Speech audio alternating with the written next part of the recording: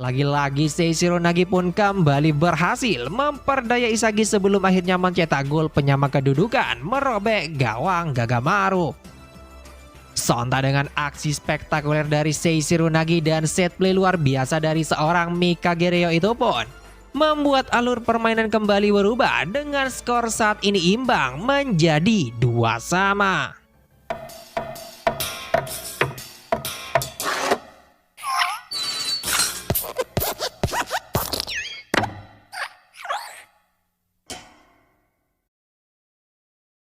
Kemudian setelah proses terciptanya gol luar biasa yang dicetak oleh Seishiro Nagi dalam pertandingan sengit itu pun, terlihat beberapa penonton dari seluruh dunia sangat antusias menyambut gol yang ditayangkan langsung dalam program Blue Lock TV.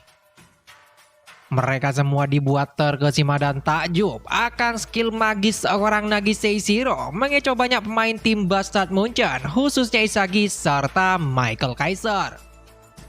Namun sayangnya semua itu malah berbanding terbalik dengan kondisi Isagi saat ini.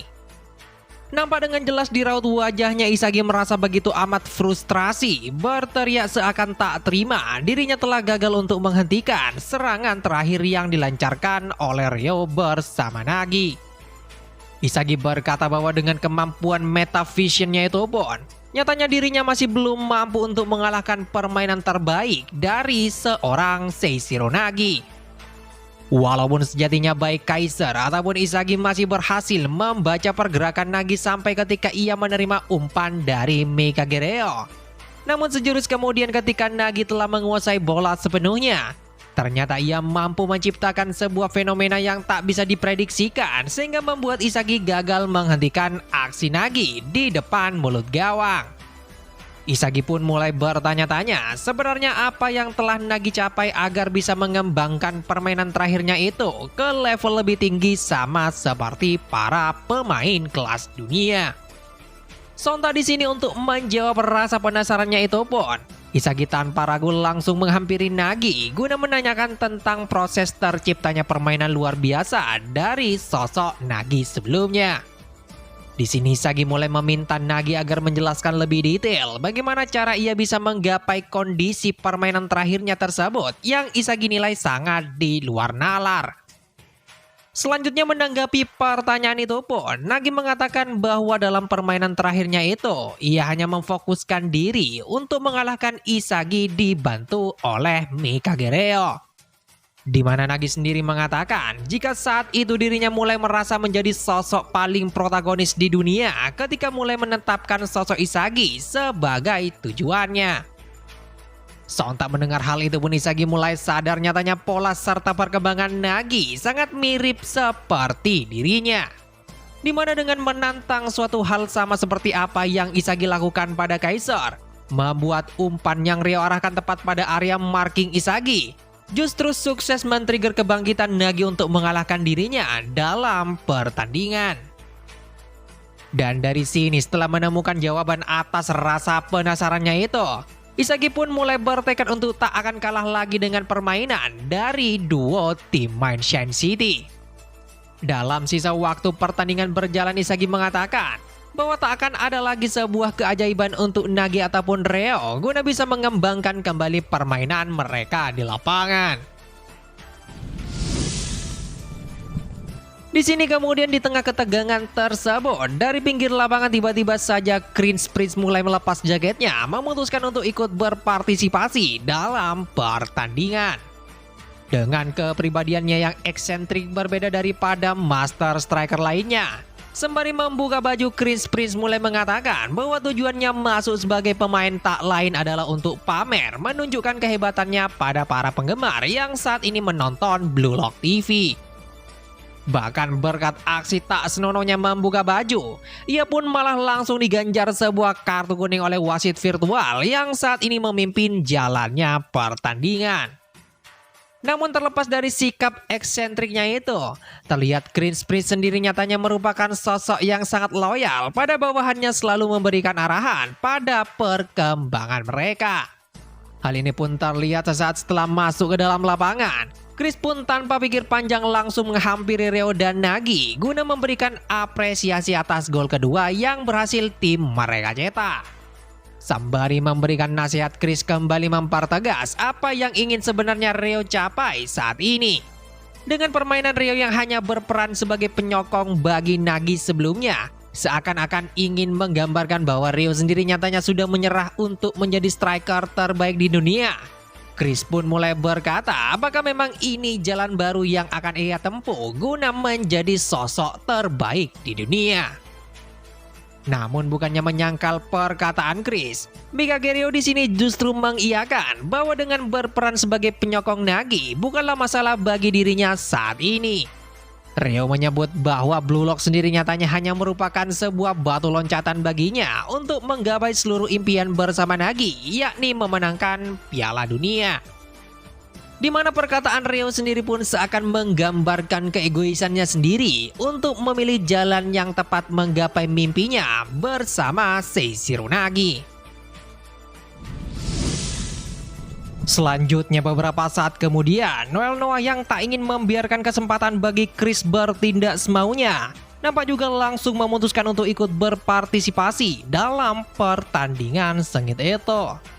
Sebagai pemain nomor 1 dan nomor 2 di dunia, terlihat jelas rivalitas keduanya masih saja berlanjut dalam kondisi apapun. Bahkan di satu momen ketika Noah berkata akan bermain menggantikan Ali sebagai defense midfielder supaya ia memiliki banyak kesempatan guna menghentikan serta berduel dengan Chris di sana. Perkataan Noah ini pun malah tambah menyulut ketegangan di antara kedua pemain terbaik di dunia itu. Meski ketegangan tersebut malah sempat menciptakan atmosfer baru dalam lapangan, namun sejurus kemudian kedua master striker akhirnya bisa bersikap profesional untuk fokus memberikan arahan serta menyusun formasi yang akan kedua tim pakai dalam pertandingan. Bahkan Noah sendiri yang ingin memberikan kesempatan pada muridnya untuk berkembang, mengatakan bahwa dirinya akan memilih bekerja sama dengan para pemain yang bisa membuka peluang paling rasional di sana. Dan sementara itu tepat sesaat Noah memberikan arahan pada para pemainnya, Yukimiya yang sadar bahwa dalam pertandingan kali ini ia sama sekali masih belum menunjukkan kontribusi apapun bagi timnya, nampak mulai merasa frustrasi akan seperti apa jalannya pertandingan nanti. Dengan hanya menyisakan 1 gol lagi guna mengakhiri pertandingan tersebut, Yukimiya pun mulai bertekad untuk mempertaruhkan segalanya guna bisa mengungguli Isagi serta mencetak gol terakhir bagi timnya saat ini. Singkat cerita, akhirnya kick off kembali dimulai dari kaki para pemain Bastard Munchen. Tepat sesaat ketika bola ditendang oleh Kaiser ke arah Alexis Ness yang bergerak mencari ruang kosong di sana. Terlihat Isagi langsung mengaktifkan kembali kemampuan metavisionnya guna melihat kondisi lapangan setelah masuknya Noel Noah serta Chris dalam pertandingan. Isagi sadar jika ia yang bermain seorang diri terpaku membangun set play seperti sebelumnya. Maka Michael Kaiser yang sejatinya juga memiliki pemikiran serupa akan bisa langsung menyabotase seluruh rencananya itu. Isagi yakin bahwa dengan kondisinya saat ini, pilihan tersisa yang bisa ia lakukan hanyalah dengan cara memenuhi ekspektasi seorang Noel Noah di sana. Dimana jika ia mampu bermain dan bekerja sama dengan sang master striker, maka dapat dipastikan pemain sekelas Kaiser pun tak akan lagi menjadi ancaman menyabotase seluruh rencananya. Dan di sini tepat setelah Isagi memikirkan seluruh rencananya itu, terlihat Michael Kaiser telah menyusun serangan lebih dulu, bergerak dinamis melakukan umpan 1-2 sentuhan bersama Alexis Ness di sana. Walaupun awalnya pergerakan keduanya berjalan sangat mulus, berhasil menerobos melewati Agi, Chigiri, Ryo ataupun Nagi di depan. Namun hal itu seketika harus terhenti di saat Kaiser mendapatkan hadangan dari Chris di sana. Dengan kemampuan dribble yang Kaiser miliki, serta metavision yang ia gunakan untuk bergerak mencari celah, ternyata hal itu pun masih saja belum cukup untuk mengelabui sang pemain terbaik kedua di dunia. Puncaknya ketika Kaiser mencoba melakukan sebuah teknik double nutmeg berusaha mengolongi Chris di sana. Hal itu justru malah berakhir buruk di saat Chris berhasil melakukan body charge sehingga membuat bola lepas dari penguasaan Kaiser. Selanjutnya di momen tersebut ketika bola terus menggelinding liar di depan keduanya, nampak Noel Noah yang telah memprediksikan hal itu dengan cepat langsung bergerak siap untuk mencuri bola dari duel antara Kaiser serta Chris di sana. Di saat seluruh pemain mengira Noah akan berhasil menguasai bola tersebut termasuk Isagi, kejadian mengejutkan pun terjadi di kala Mikage Ryo tanpa diduga mampu bergerak selangkah lebih maju dari Noah mengclearance bola mengarahkannya tepat pada Hyoma Chigiri. Terungkap fakta dari aksi cepat yang dilakukan Ryo ini pun, Isagi mulai memberikan kesimpulan bahwa tanpa Ryo sadari, dirinya ternyata telah juga mengaktifkan sebuah kemampuan metavision sama seperti apa yang dimiliki Isagi. Isagi bahkan menyebut bahwa refleks yang dimiliki Ryo mengclearance bola nyatanya bisa dikatakan setara dengan sosok pemain terbaik di dunia saat ini, yakni Noel Noah. Namun sementara itu kembali lagi dalam permainan, sesaat setelah Chigiri telah mendapatkan bola sepenuhnya, ia pun diperlihatkan tanpa ragu langsung bergerak memanfaatkan kecepatannya melakukan soloran melewati hadangan 1-2 pemain tim Bastard Munchen. Gerakan lincah bak seekor panter itu pun nyatanya mampu menyulitkan para pemain Bastard Munchen guna menentukan momen yang pas mengintersep bola dari kaki Chigiri. Namun untung saja Yukimiya yang saat itu berhasil bergerak menghadang Chigiri di depan area kotak penalti sebagai tembok terakhir pertahanan tim Bastard Munchen. Nyatanya membuat konsentrasi Chigiri agak sedikit menurun sehingga ketika akan melakukan sebuah fake shot mengecoh Yukimiya, tanpa diduga Kaiser tiba-tiba saja berhasil berada di momen yang sangat tepat melakukan pressing tak ingin membiarkan Chigiri menendang bola. Sadar posisinya saat ini tak menguntungkan berada dalam marking ketat Michael Kaiser, tanpa pikir panjang Chigiri lantas langsung meneruskan bola ke sisi kanan tepat pada posisi Prince di sana.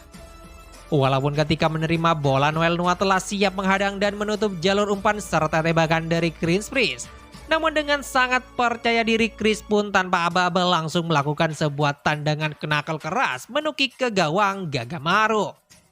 Selanjutnya lintasan bola yang tak tentu arah bak tendangan khas seorang Cristiano Ronaldo itu pun lantas membuat Gagamaru kebingungan menentukan titik mana yang paling pas agar dirinya bisa menghentikan bola. Namun untung saja di momen tersebut Isagi yang telah membaca jalur lintasan tendangan Chris melalui metavisionnya nyatanya sukses melakukan sebuah penyelamatan gemilang memblokir bola agar tak masuk ke dalam gawang. Sontak aksi tak terduga Isagi ini pun sempat membuat Chris melongo melihat tendangan knuckle-nya digagalkan oleh sosok Isagi Yoichi. Kemudian di sisi lain tepat sesaat setelah Isagi melakukan penyelamatan gemilang, bola liar yang memantul ke arah atas setelah membentur tiang sebelumnya ternyata sukses dikuasai oleh tim Bastard Munchen tepat jatuh di kaki Kurona. Dalam kekacauan setelah serangan tim Mineshan City gagal membuahkan gol, Isagi pun tanpa ragu langsung bergerak ke depan meminta bola yang saat ini berada dalam penguasaan Kurona. Namun sayangnya kembali di saat Isagi telah menerima umpan di kakinya, sembari memikirkan cara untuk membangun set play membongkar pertahanan tim lawan.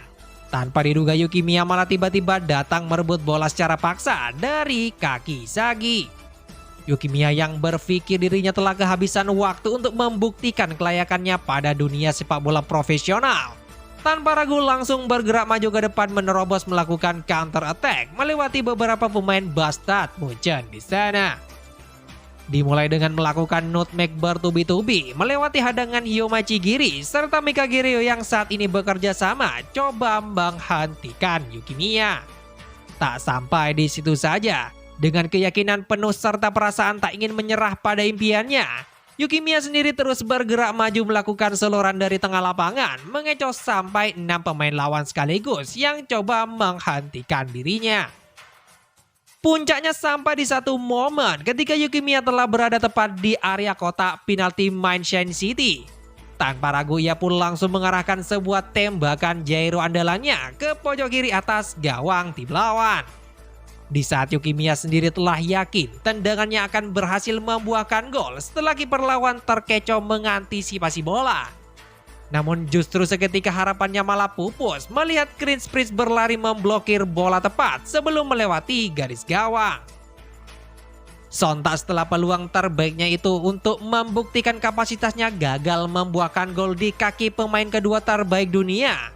Hal itu pun lantas membuat Yuki Miya terlihat sangat depresi menerima kenyataan pahit akan kegagalannya.